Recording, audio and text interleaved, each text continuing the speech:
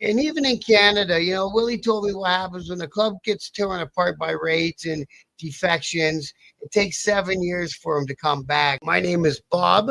I'm a retired member of the Outlaws Motorcycle Club in Canada, and I'm chatting with Stacks.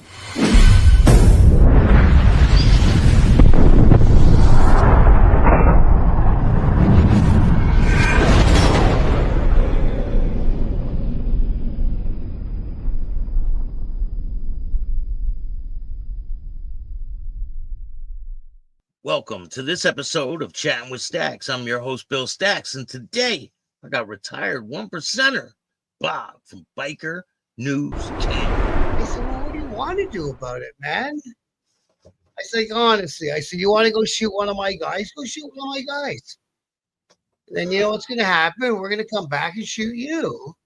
And then they're going to shoot me. And it's just going to go back and forth. So It'll never stop. What difference does it make, bro? I hate that it happened to you in particular, but it happened, and you decide what you want to do with it. You're a grown man, and you're a Hell's Angel. So figure it out. So 3-4 months later, Hammer quits our club, and he goes over there. They sit down at church. Hammer walks in the room. Brian goes, what's he doing here? They're like, well, he's our new prospect. He said, not after what he did to my face, he's not. And they said, we're not asking, we're telling. So then Brian ended up quitting their club, and I've never seen the guy since. I heard he's living out in a small community doing okay. I wish him nothing but the best. So in the beginning, he was an outlaw. Then he goes to the Angels, and then now he's no more. Just doing whatever, yeah. What ends up happening with the guy that did that to his face? He's still an active AJ to this day. He's world famous, man. He's opened support clubs. He's done so well in that club. So, some of the guys that went to that club from this city did very well in it. I can think of 3 or 4 of them did very well in it. So it was the right move for them. Now, with all this beef that was going on back and forth, you know a lot of these guys. Did you, truly in your heart, did you hate these guys? Well, that's the hard part, right? We went out one day and we all brought our little things and put them in our pocket and said, we're going to go get one tonight. And I followed the same guy who took the beating, poor guy. But he was active. He moved around. He wasn't a hider, right? So we got in behind him and we drove around through the city until he saw me in my car with a bunch of other Goombas. And he went and he f***ed off, right? But I don't know. It's a tough call. I don't think I would have. I mean, did you hate these guys? Well, some of them I did. Some of them I did because we had prior beef. But like I say, some of them did very well for making that move. And they weren't going to do that well in our club. Our club in Canada anyway wasn't like that club in the way that we did things, right? We didn't structure our things where you had to be really, really, really, really doing well to be a member. You just had to be able to hold your own and pay your dues and whatever. The other club seems to me like every one of them has to be doing really, really well to stay involved, right? Yeah. You can't be no bum.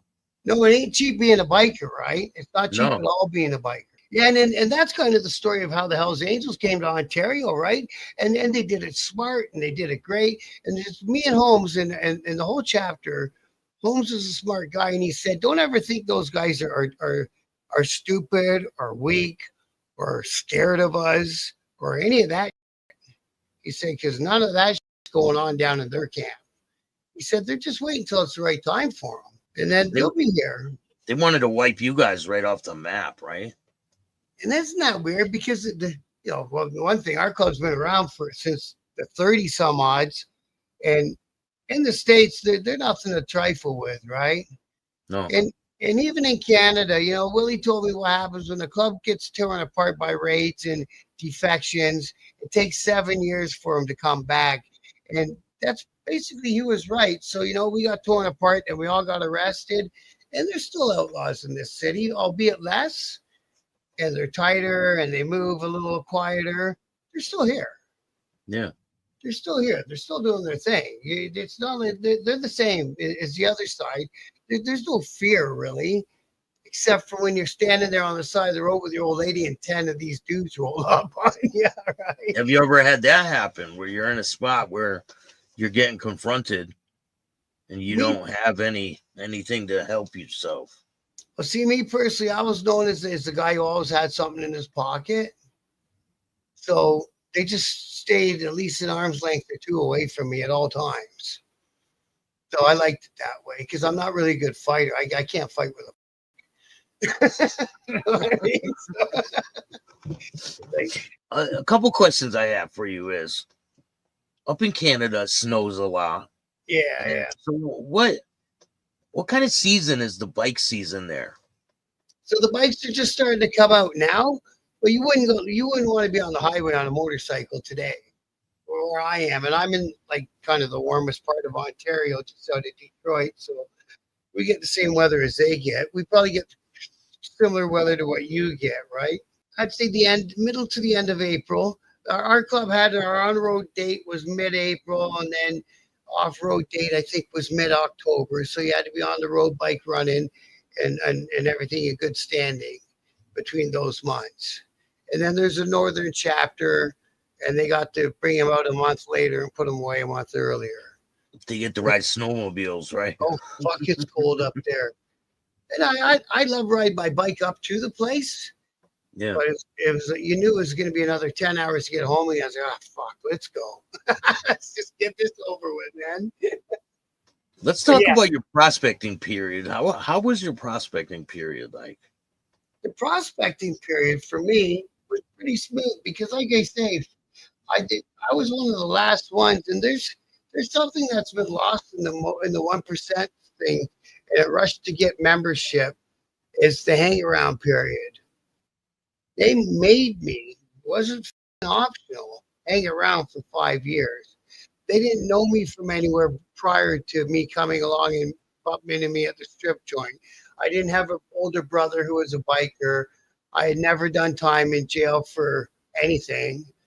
And so they didn't know me. Nobody knew me. So I came to the clubhouse every Friday night, and then they put me with the probate, and I helped him go get the beer, fill the fridges, and then down the road, they'd have me behind the bar to give them a hand and help them when they're having a big party and a function, all the other chapters, and help. So then when I became a probate, it was all the I was already doing. Yeah. So I think that's a better way for these clubs to keep doing it that way. It was I was doing. I knew all the other members from every other chapter by name, and if I didn't, I asked them their name. And they tell you how to speak to a patched up brother properly, and etiquette, and gloves off, sunglasses down. How are you? Yeah, look them in the eye. Yeah, all that. Actually, I did a video about it the other day, but it's important in the biker world. So I had all the other guys respect. They were calling me brother.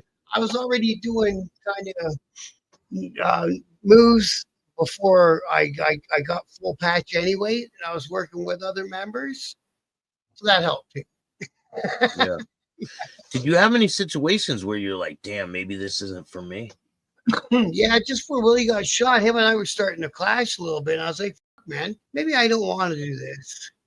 I can go do anything in the world. Maybe I don't want to do this, man. So I wasted 5, 6 years of my life. It ain't no big deal. And the shooting happened, and it was Felt like you needed to do it, right? Once the shooting happened? yeah. I felt like I needed to take Willie's spot and fill it. Not like I would ever take his spot or fill his shoes, but in my head, it felt like I had to try to, right? Like when I got in the club and I got my full patch, I was like trying to be the best guy in that club that the best outlaw I could be sort of guy, right? I wasn't there to fuck around. I was there to make the club bigger and stronger and thrive and do what you're supposed to do as a member. A lot of guys just want to go fuck around, right at the strip joints. You know what I mean? It's like whatever. Each to their own, but that wasn't what I was up to. What was it like when you first met Willie? And Well, what was it like living with him? that's a So pretty good.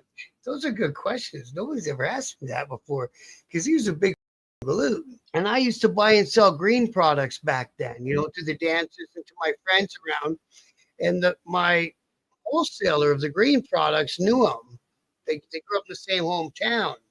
And he goes, stay away from that guy. He's bad news. He's going to befriend you, rob you, and spit you out. That's what they all do.